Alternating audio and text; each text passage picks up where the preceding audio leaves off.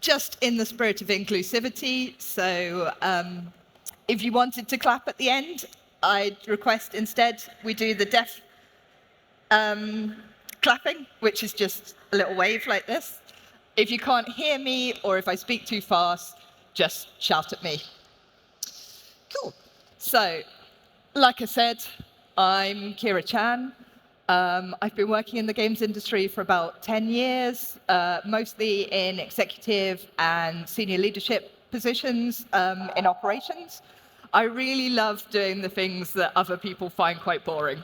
So I like, financial planning, business forecasting, writing policies, people leadership. So anything like that that you might not want to do, that's really my jam. I've also, outside of that, so I work for a studio called Fox Chicken Grain, hence the very bright t-shirt. You might see me in purple tie-dye, or my colleague. Stop and say hi.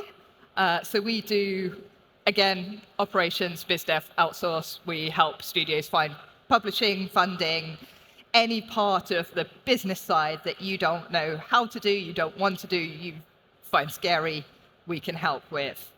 I'm also part of the London chapter of the IGDA. We have our launch event next week. And outside of that, I'm a champion for inclusivity. So I was on the EDI committee at UKI, so I'm from London, obviously, for 5 years. I've done lots of talks and panels. And then in my previous roles, I'm really proud of the work we've done. I normally come into a very small studio, about 8 to 12 people, build it up to 30, 50. Last 2 studios I've worked at, upon leaving, we had a 50-50 gender split. Last studio, we had that in the senior leadership team, so that's the execs and the directors. And we also achieved a 0% gender pay gap, which super proud of. So what is diversity? What's it mean? So we've got this definition of a full spectrum of human differences.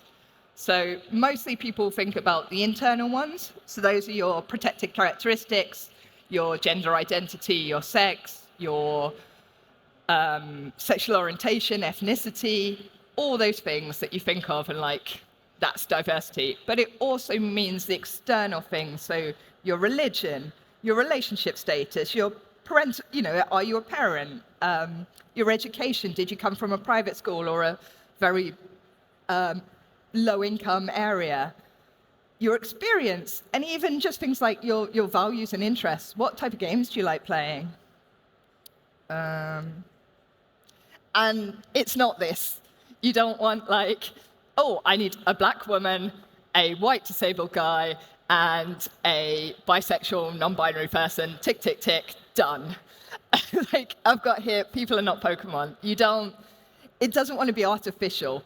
I'm female, I'm queer, I have a neurodiversity, but I don't want someone to hire me for those reasons, but I should be supported in the organization as a result. It shouldn't count against me. But you build an inclusive studio and it will attract a diverse workforce. It doesn't need to be this artificial, I need to hire X. So that's diversity. What's inclusion? The achievement of a work environment which all individuals are treated fairly and respectfully, have equal access to opportunities and resources, and can contribute fully to the organization's success. So that's a good thing, right? We should all want that. There's a lot of backlash at the moment of terms like diversity, EDI, DEI. It's very much a bad buzzword at the moment, but it should be something that you all want to build and achieve. And if we look at diversity as the range of people, inclusion is how we get there. So just some stats. If you Google, there are loads and loads of research papers that all say the same thing, that the more inclusive an organization is, the more diverse the staff is, and that can be a whole range of things, the more profitable it is. So diverse-led organizations are 39% more likely to outperform those lacking diversity. Companies with more than 30% women on their executive teams are significantly more likely to overperform than the ones that don't. In the top quartile of ethnic and cultural diversity, they overperform as well. You're more likely to engage and retain your employees and your customers. And I've got another thing here. Less than 1% of all venture funding is invested in companies with fully female founders. And female-led businesses generate twice as much revenue per euro, pound, dollar. And that's not that women are smarter or better leaders than men. It's because they're not given those opportunities. The ones that have to be the very best because they're the ones getting funded. But investors are losing out on so much potential by these unconscious biases. And then if we move to more game-specific, so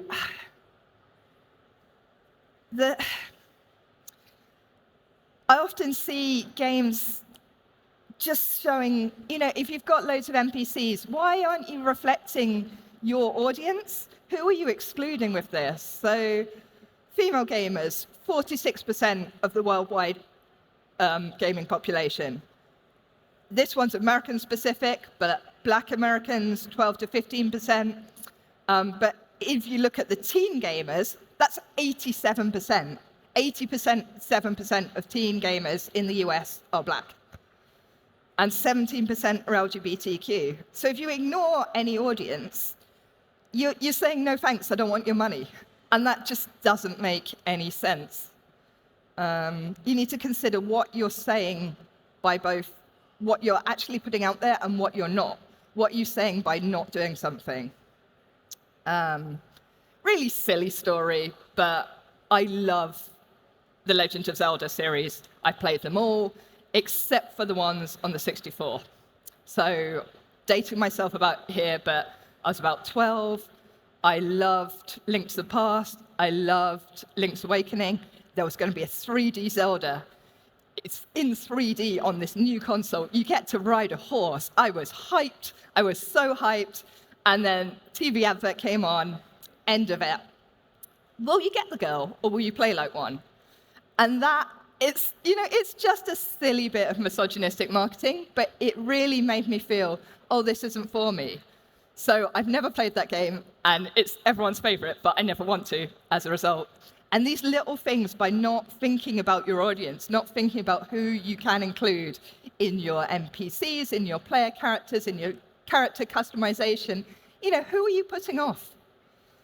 And are they going to hold a grudge many years later?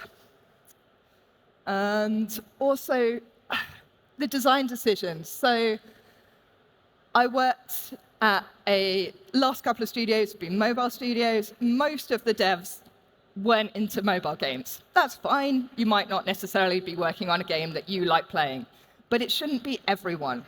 And when you have a team being like, oh, I want that mobile money, and I want that 18 to 30 female audience, and you've got no one of that gender or that likes those games or plays that games, you're missing out on a lot of valuable insight. And again, the case for inclusion, just having a couple of people in your team with different backgrounds, different thoughts, different likes, you're much more likely to build a better product. And yeah, so many game studios started by two guys, best friends, went to the same school, really want to make this one game, niche game, it's going to be the best. They just hype each other up all the time, which is great, but there's no one calling them out, holding them back. Wait, is there an audience for this? So best love in the world, best marketing, it goes out, it doesn't perform that well because it's too niche. So again, having those different thoughts makes for a better product.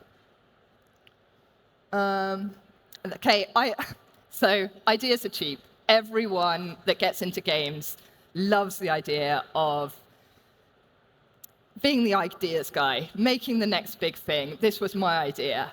And a lot of people who get into game design think that's what it is. It's just coming up with ideas. Whereas the game dev, like the designers amongst us will know it's more problem solving. The idea itself can come from anywhere. So those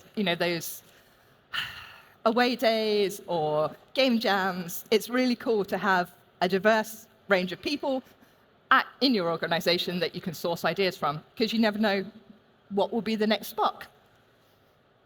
So, okay, hopefully that's been somewhat convincing, and we can move on to how we become more inclusive.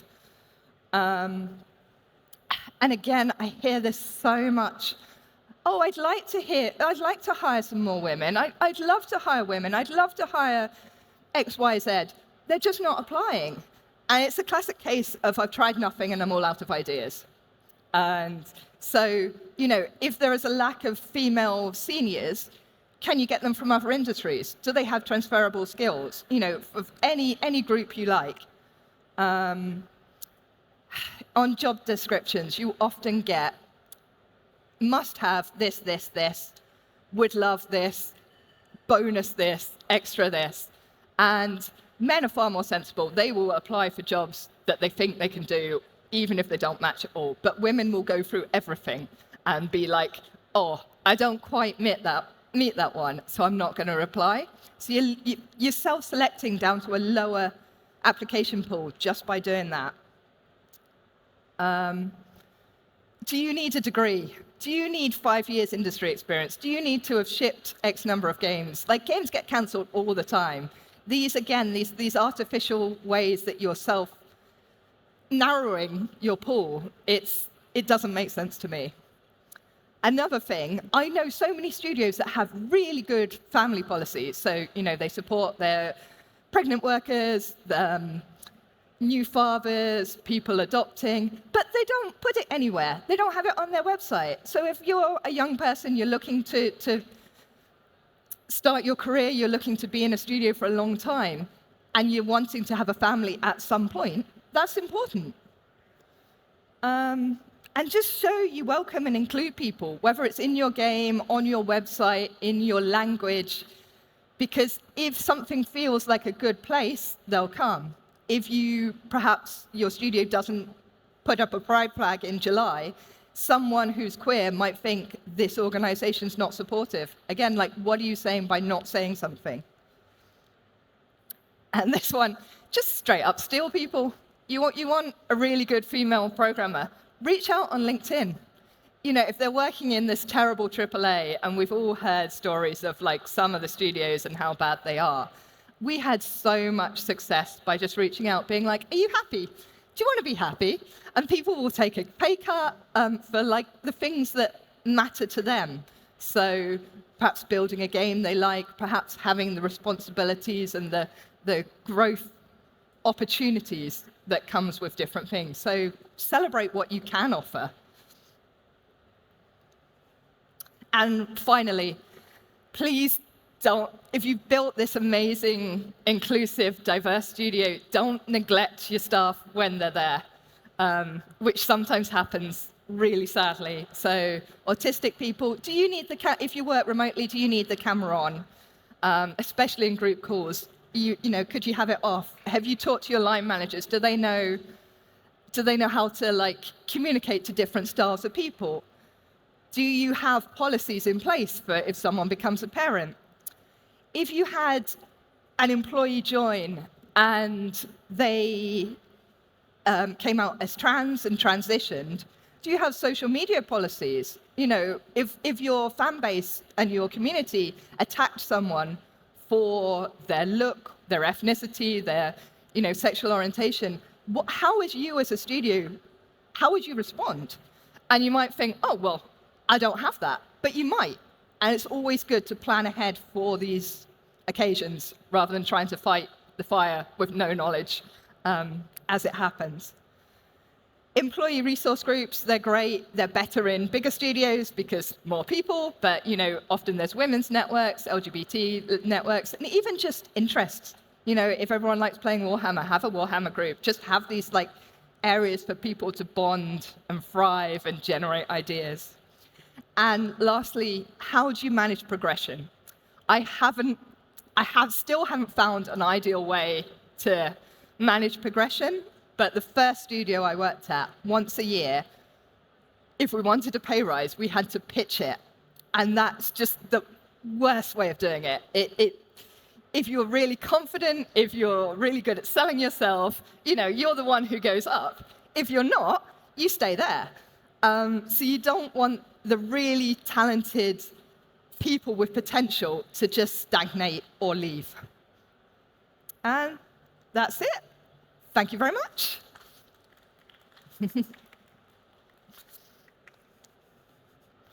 Oh, should have asked this. Does anyone have any questions? Anyone want to ask anything? No. Cool. Thank you.